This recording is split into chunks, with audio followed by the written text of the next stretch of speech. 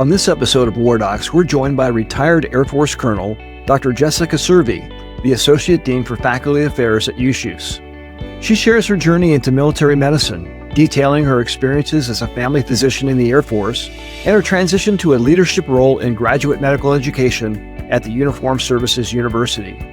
Dr. Servey discusses the importance of academic appointments for military physicians, the benefits they provide both individually and organizationally, and outlines the promotion process and requirements for faculty at USU. She outlines the ideal academic career path for military personnel, clarifies the nuances of faculty appointments, and shares insights from her extensive experience in faculty development workshops. For further information about Dr. Servey and our previous guests, visit our website at wardocspodcast.com. Be sure to follow WarDocs on your preferred podcast platform and subscribe to our WarDocs YouTube channel. I'm your host, Dr. Doug Soderdahl, retired Army urologist, and I'm joined by my co-host, Dr. Wayne Causey, Army vascular surgeon. Welcome to WarDocs, the military medicine podcast. This show brings you a first-hand, behind-the-scenes look into the mission, unique opportunities, and deployed experiences of the entire military healthcare team. From state-of-the-art hospitals in the United States to the most austere environments across the globe, WarDocs has you covered. Today, we're privileged to welcome retired Air Force Colonel, family physician, leader in medical education, and Associate Dean for Faculty Affairs at USUHS, Dr. Jessica Servey, to WarDocs. Jessica, thanks for joining us today. Thanks so much for having me. I would have never guessed you would have me on this. Well, thank you for being here.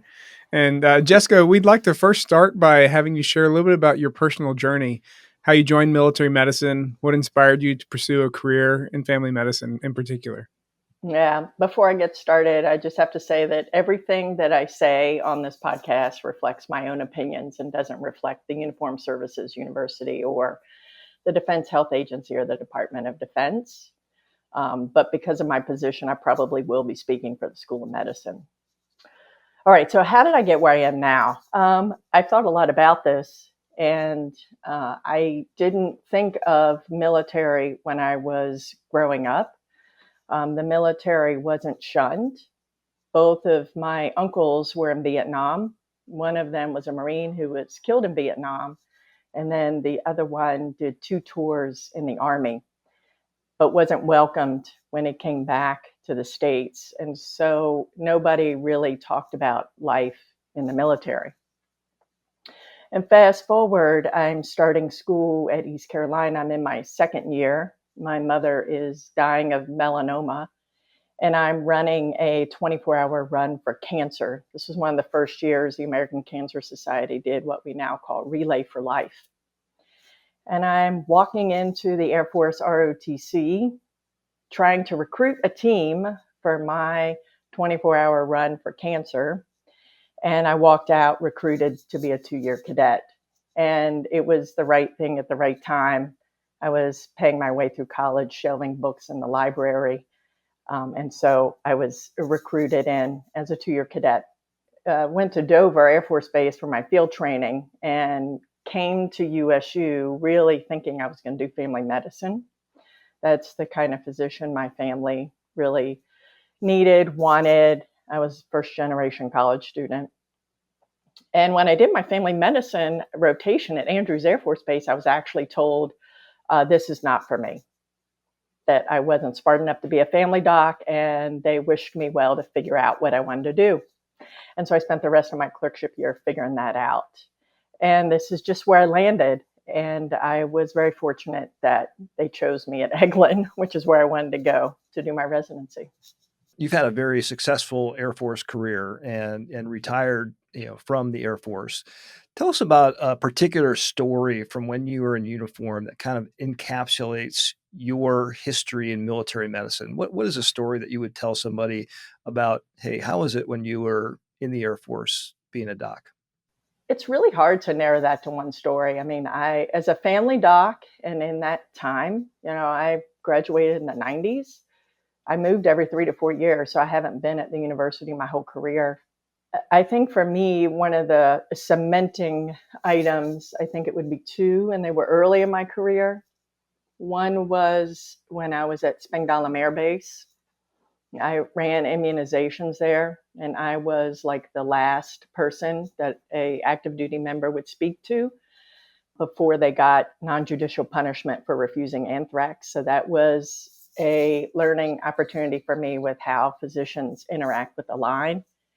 And that was the time of the Kosovo War. And so the stealth bomber was on Spangdahlem for several months. And I learned a great deal about the line during that time there. But I think the other thing that really made me grateful for my training at Eglin, because I was on the edge, what I would say the edge of my license a lot at Spangdahlem. We have very few people there.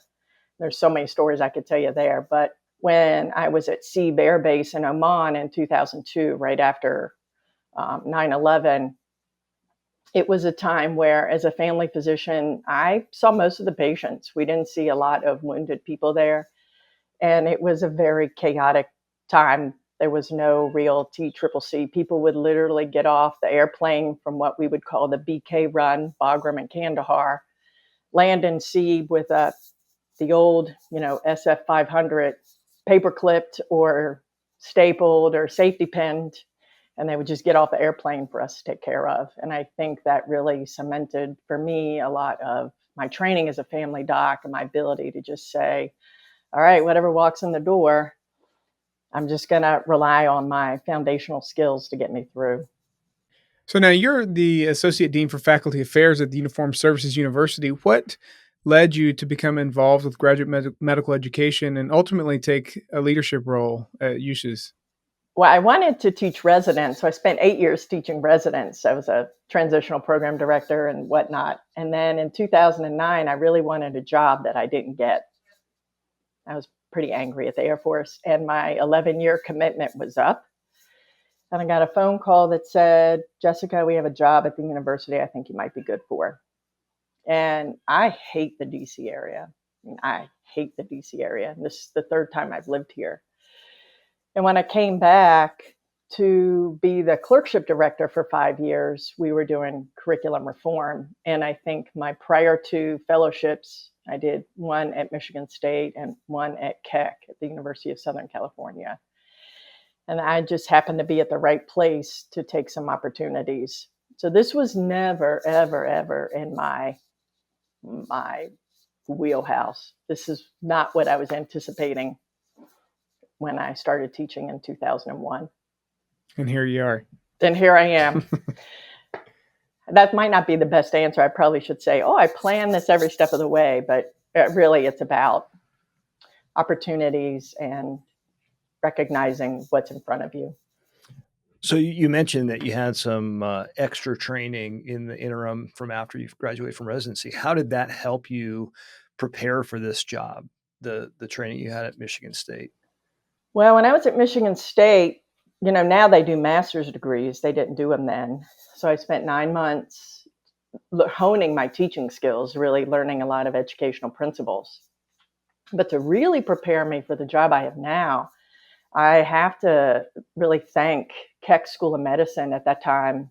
In between 2007 and 2008, I did 9 months of an educational leadership fellowship. That was completely different. That was taking leadership skills and really applying it to the complex role of leading very, very smart people, which is a completely different skill. And part of that was really understanding who I am as a leader, someone who's going to oversee programs. That was a very formative 9 months.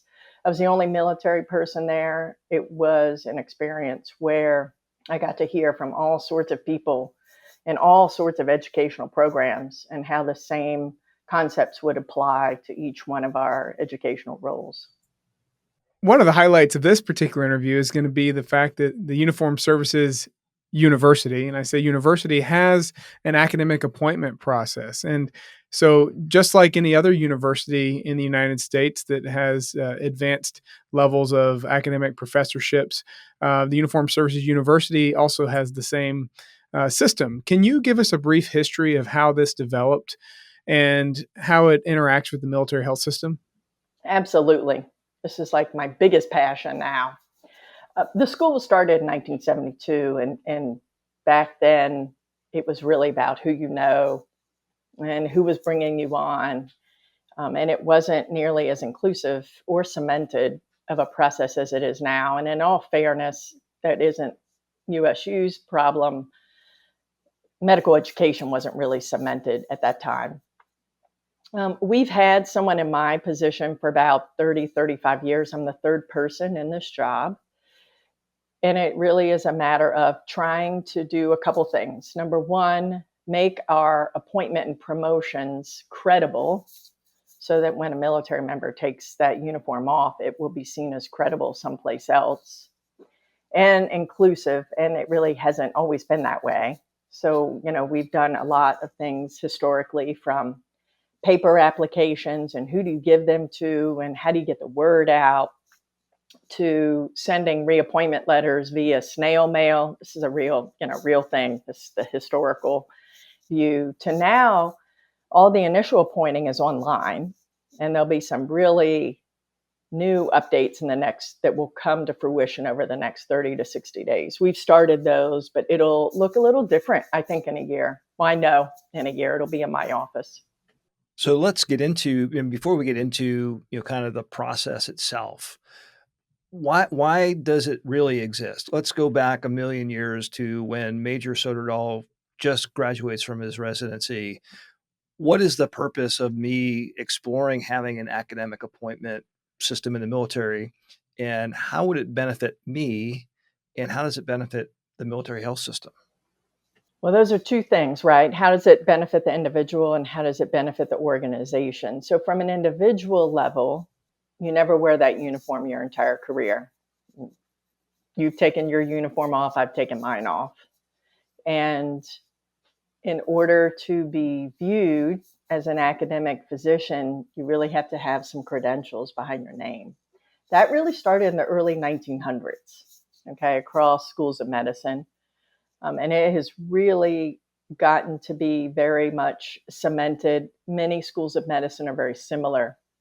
And so I think for the individual member who thinks they might want to do academics at any point in their time when they take that uniform off, USU allows them to keep their academic appointment everywhere. So that's for the individual what I think the benefit is. Whether we agree or not, your academic appointment demonstrates completion of work if you are applying for grants or presenting items. And that is just the way we are in academics right now. And so your ability to be promoted gives you a sense of credibility. Now, for the organization, I think that's a very interesting question, because if the organization really wants to teach and be committed to teaching and doing academics, part of the requirements across the United States is really to invest in those educators in their skills, rather that be research skills, teaching skills, administrative and leadership skills, their ability to collaborate and write policy or advocate. Those are all skills for an academic health system. And we're a very, very large health organization that does teaching. We have more than 250 programs in graduate education. And that makes us better because our counterparts in the civilian world see us more equivalent versus, oh, that's just the military. They order around everybody to do what they're supposed to do.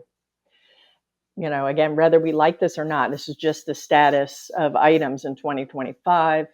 It just makes us more likely to get grants and things that are outside of the Department of Defense. So NIH grants, R01 grants, those types of items. Sitting on national committees, being connected to university has some influence and credibility. So I work at BAMC, and I also I'm a vascular surgeon, so I work with the general surgery residents a lot, and also the medical students that come through. I encourage them all to start this process as soon as they possibly can. Can you help us understand how one would start the process, how the process works, particularly from initial appointment to first promotion? So we've been 100% paperless since 2018. And so your initial appointment is in the online appointment system. That system will be transitioning over the next I would say 30 to 60 days to a new platform, but it's going to be the same system. And in that system, you just need to upload a few items, your CV, make sure you document how you're connected to the School of Medicine. And notice I said School of Medicine and not just medical students. The School of Medicine is large. We have lots of graduate programs. So some faculty might not be teaching medical students, but they're integrated into the research programs that we do. And you still can get a faculty appointment with that. That system is run out of my office, but at that level, the department chair, and that's the department chair here at USU, grants that appointment, allows that appointment, decides at what level and where that initial appointment is. I think one thing that is unique about our school is we do allow clinical fellows to get a faculty appointment. There are very few schools of medicine, allopathic schools of medicine, that allow that. You have to complete your initial residency, be done, graduate, and move to your next duty station. But fellows, as long as they are involved in the School of Medicine mission, can get an appointment online. Now, promotion process, you asked about first promotion. It takes about 4 to 6 years. The average for USU, I've run that data, is 6 to 8 years for someone to move from assistant professor to associate professor, and that is the next academic rank up. In order to do that, that is not online. I don't think in 6 years it would be online either. We have some other IT security challenges with that. But you would initiate that either by sending your CV to the department chair, the current department chair here at the university, and they will likely delegate that to someone else in the department who's going to take a look at that CV, interact with the faculty member. Or many faculty just send it to me, and I meet with them either when I'm traveling on a site visit or virtually, and really look at that CV and critique it. Where's your strengths? Where's your gaps? Do you meet all the qualifications that's in the promotion document? Think about what opportunities do I need to fill those gaps in order to meet the requirements for academic promotion. Once your package is put together, which is more than just the CV, it is work. It's 100% work. I hear that all the time, and I agree. All of my promotions took work. You have to have an educator's portfolio, what we call a statement of scholarly work. And then it is helpful to the department chair if you have some names of people who might be willing to write a letter of evaluation. And I'm very careful to say that's not a letter of recommendation, that's a letter of evaluation, which means that person is going to judge your accomplishments against the requirements for promotion and make a judgment. And that all goes to the promotion committee, which is a 9-person committee chosen by the chairs and by the dean. And they consist of clinical scientists and basic scientists that review packages and make a judgment. So you mentioned the requirements for promotion. Are those clearly outlined somewhere online so the people who are applying know exactly kind of what to put in their packet? They are now. I can't say they were always like that, but for the past several years, they're online. Our promotion document is called the 1100A. I keep those online in 2 different locations. We keep them on the USU intranet page, but not all of our faculty who are not located at USU can access that page. And so we also keep them on our faculty development self-service site, which to my knowledge, for the past 6 years that it's been up, has not been blocked by a location. And so on that is a resources tab, and all of those documents are also on that tab. So any faculty member who has access to that site, and you do not have to have a faculty appointment to access that site. I tell many residents to get in that site so they have access beforehand, can see those documents. On that site is also one-pagers. So I took all of the pages from the 1100A and tried to distill it into one page of requirements for ease of understanding. Now, I'm sure that there's a lot of different types of packets that come through your office, and I'm sure that there's different quality of academic packets as these are prepared. What advice would you give someone who is in this process, and what are some of the areas of weaknesses that you find are more systematic in the academic appointment process? Well, number one is your CV is your friend, and you do need to take time to what I call love your CV. And that means trying to make it easy for the promotion committee to see what they need to see on that CV. That means giving explanations. That means deleting what doesn't apply. I just read one the other day and it has all these things and it says non-applicable. So I take all that off. But the most important thing that I see is faculty members do things and they just assume that that's part of my job and they don't delineate that on their CV. And the promotion committee is not guaranteed to be your specialty. So that's one of the biggest items that I see is really being attuned to the organization, the format, and the details or removing details on your CV. I think the second thing that I see from packages, once faculty work on their packages, honestly, Wayne, they look pretty good. Once people can get over the headache of this is going to take forever. I mean, they have to just get over that barrier, but most packages look good. So is there a formalized feedback system that you guys have when you look through packets and they don't make it? Do you give them feedback or do they have to ask for that? Well, every faculty member should get feedback. So the departments should give individual faculty members feedback. Again, if I'm working with a faculty member or I've met with them, I'm giving them pretty detailed feedback. The CAPT committee doesn't give feedback to the faculty member. They give feedback to the department if it was deferred. It's very unusual for us to decline. I've been running data for several years, but there are some times a package gets deferred for more information. But a faculty member, what I say is if a faculty member is not getting specific feedback as to why they're not being promoted, they deserve that. And they can either ask for more information from the department or they can send that to my office. So a lot of our listeners, may serve at a military treatment facility that's not located near USUHS, not part of a big medical center, and maybe don't have connection with the research that the university is doing or medical students or other students. Do they have any chance of getting, part of the faculty, or what advice would you give those folks who just are at smaller hospitals or maybe assigned to a military medical unit that is not rotating USUHS folks or doing research? There's lots of ways. In fact, if you want to maintain an academic appointment, it's really all about what you think you can fit into your current job. And there are tons of examples of people all over the place doing that, but I'll give you some examples. So one, you can do an elective. We have some electives that are online, that are 2 weeks, that are for senior students, and we've had many faculty do that. We have some faculty who do mostly virtual grading. So some of our core clerkships have written assignments, and we need people to, grade those, and that's a great way to stay involved in assessing the students. November, December, we have all of the high stakes clinical assessments of the students.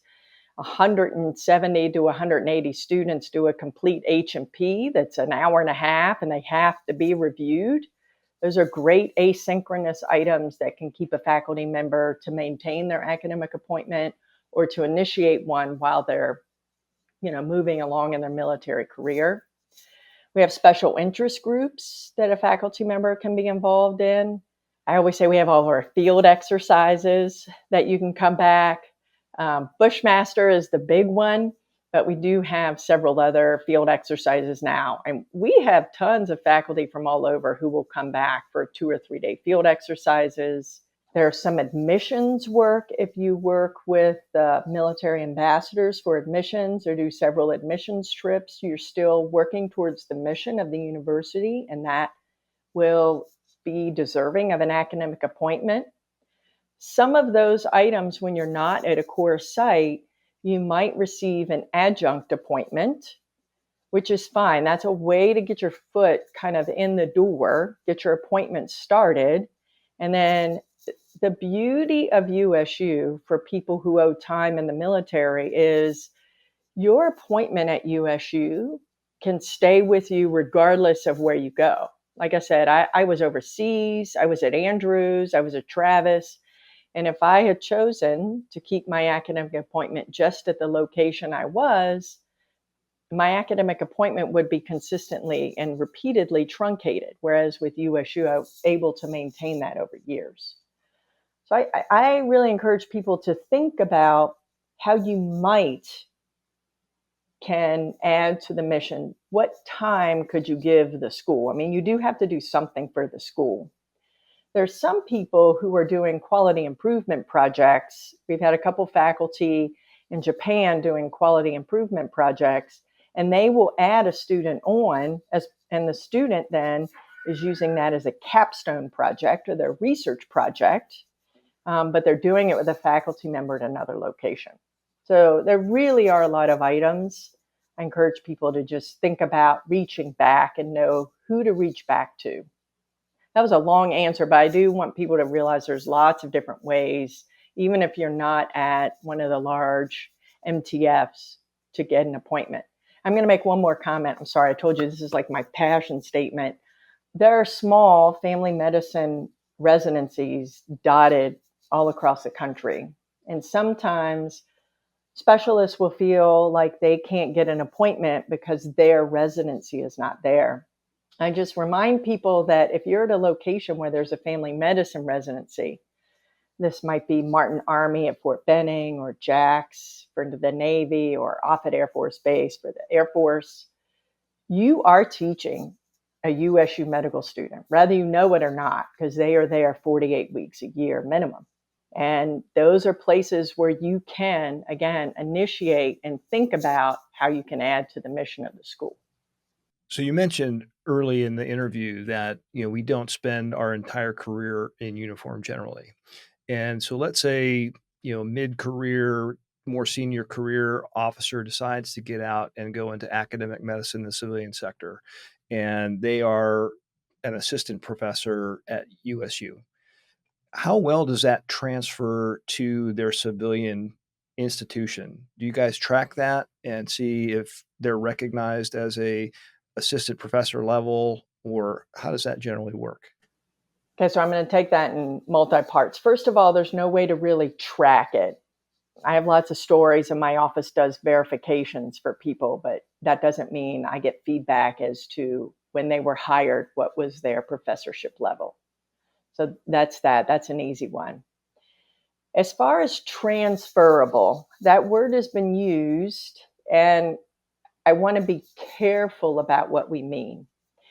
So, I'm going to go to my annual meeting in a month, and people don't say, oh, we just take Dr. Causey and he's going to have the same academic appointment at university, UCSD at San Diego. But if our requirements are credible and equivalent to most medical schools, then when you take a job at that medical school, you will get the same academic rank because you have to meet the requirements of their academic rank. And so for me, the goal is always to look at what the majority of the schools are using as their qualifications and make sure we're equal to that, so that when someone gets their promotion, it will be viewed as equal at that location. The other thing that I've discovered is just trying to get faculty familiar with the lingo, because it really is difficult when you're not at the university, right? Because your mission is not the university. So you don't know that lingo. You know the lingo of whatever service you're in and whatever hospital you're in. And so that lingo is really important, I have discovered, when people are thinking about transitioning. So for me, I try to use that lingo over and over, so those faculty who want to do academics for a career are familiar with that. So, Jessica, let's set up the ideal world. So, and we'll take it in different stages. So, let's say, for instance, someone is starting medical school this coming year, and they're going to spend 4 years in medical school, and then they'll spend 3 to 6 years in residency or even longer in fellowships, you name it. And then they become a staff. Then they get promoted through the military normal system, lieutenant colonel, and then potentially colonel. So we'll imagine an ideal world of a 24-year career in the military where someone does medical school through the system, because that is the norm. Tell us where someone should start the process and what they start at, and then how they would progress through that career. You mean in academics? Oh, and as their military career progresses, show us how the parallel in an ideal world might be through the Uniformed Services University. Mm-hmm. Yeah, this is a question I get asked a lot, is about the parallel nature of military and academic promotion. So many of the things that you do in military can count toward academic promotion. It is really about how you articulate it and how you make it fit into one of the areas of scholarship. Okay, so I'm going to say that from the get-go. And that just takes planning and knowledge from the forefront. That's why I try to do a lot of that from the beginning. All right, so let's play this out. I start USU in 2025. I graduate in 29. Let's say we do a 4-year residency, so that's 2033. I have to do math here. And so even if I did a fellowship, if the fellowship was at an MTF, in 2033, I could get my initial appointment as an assistant professor.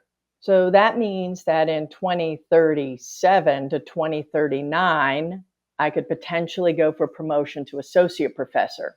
And this parallels because along that, some things that you might do to make qualifications would be have a leadership role, be an associate program director, be the chair of a major educational committee. Those things go on your annual military performance reports too, right? So to help you move up that way and meet requirements for either 04 or 05, but it also can align with what you need to do to be promoted to associate professor. So I lost my date. So it must be 2039. I'm now an associate professor. Usually by this point, you might be a senior major or junior lieutenant colonel.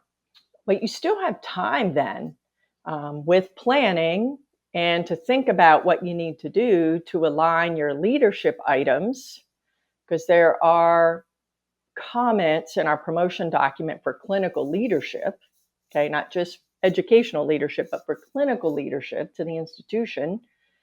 And as long as you continue your pathway with your academic work, 2045, you could be a full professor and you'd still be in uniform, most likely a senior lieutenant colonel or colonel. So that's 2025 to 2045. That's 20 years from the start of medical school. Now, I'm curious about one group of trainees that you glossed over slightly. Not glossed, that's the wrong word, but the residents. So there is something that I think we encourage our residents to get, which is a clinical instructor. This has been a major confusing area through the university, and I'm still answering questions about this. And it's been so confusing that it has actually hindered people in their academic life and their academic promotion. And occasionally I have to actually tell places that a faculty member never had an academic appointment. So some departments traditionally would give something called a teaching fellow. It really was an award. And because most of this was run out of human resources, and this was not their priority at the time, people assumed that was an appointment and that when they finished residency, they would just move up. That is not an appointment. It's never documented as an appointment. And so people get this false sense that my clock has started when it really never started. And there is no automatic promotion to the next level. That doesn't occur at any medical school. We are not alone. But I think that's been the hardest thing to kind of get people to understand. Residents cannot hold a faculty appointment. That's our accreditation standard. Clinical fellows can get a faculty appointment. Now, whether the department chair, remember I said in the initial online system, the department chair decides, rather the department chair designates instructor or assistant professor. That's the department chair's decision. However, the new promotion document that was signed in February of 24 has language that allows us to add those years, because I never want a faculty member to not be able to go for promotion based on an error of the school. You can delete that or keep it. It doesn't matter. No, we're going to keep it. So I have a question to clarify too. You mentioned that it was up to the department to determine whether the level is clinical instructor or assistant professor. Mm-hmm. Is that a true statement? Yeah, and it's not called clinical instructor. It's either instructor or assistant professor. And you know, this is tradition within the department chairs, and we're no different than other schools of medicine. At the lower level ranks, the department chair makes the decision. Our department chairs over the past couple of years have really tried to be more equivalent. So there's not this sense of unfairness. If I'm in this department, I get X, and if I'm in this department, I get Y. Now, I don't want to open up a can of worms, but is there something to do with like a tenured pathway versus non? What is that about? Yeah, so we have two tracks, not pathways. We have other pathways. We have two tracks, tenure track and tenure ineligible track. Active duty people cannot be tenured because tenure is my commitment to the university. And at least for me, when I wore a blue uniform, the Air Force wanted me to be committed to them. Right. And so you can't have two commitments. So you have to be billeted at the university or paid by the university, but your actual duty station is someplace else. We've had more and more faculty do that. Those are the only people who can possibly be tenured. But even those who are hired for tenured are very, very few. Tenure is an interesting thing in American universities overall, where we're doing less and less tenure. Now, the other track is tenure ineligible. And where I think, Doug, people get confused is once you're on that track, you choose a pathway, and your qualifications for promotions are just a tiny bit different based on your pathway. So rather you're a clinician educator, clinician investigator, those are the two clinical pathways for clinicians. And then you have educator and research. Those are our two non-clinician pathways. So now you travel all over the country, actually, giving faculty development workshops, and you've given over 1,000 of these. What are some of the biggest lessons that you try to impart to those when you give to others when you give those faculty development workshops, particularly when you're at a military medical facility? First thing I try to impart with everybody is you have something to learn. That even if you've been teaching forever, you make mistakes, and there's always something new that's coming out right now in education and educational research. So we all need to learn something every day. And that's how I approach life anyway, but that's what I try to do. The second thing I try to impart when I'm at an MTF, and I'm always at MTFs, it seems like, is that we are more similar than different. Every MTF says, oh, Jessica, we can't do that because we're different. We're special. Everybody's special, but we're actually all similar. We all have challenges with clinic. We all have challenges balancing education and patient care. We all have deployments. There are some nuanced challenges that are different between large MTFs and small MTFs. But I really wish, and I really tell people, you know what, you had that problem. I saw that problem at Scott Air Force Base, even though you're at Brooke Army Medical Center. Do y'all know you have that same thing going on? Those are the things I really try to get people to recognize. And then the other thing, because we have multiple specialties in one session, is really get people to leverage each other. And we have such talented educators that we need to take our glasses, our blinders off and say, I can only talk to an educator in my specialty.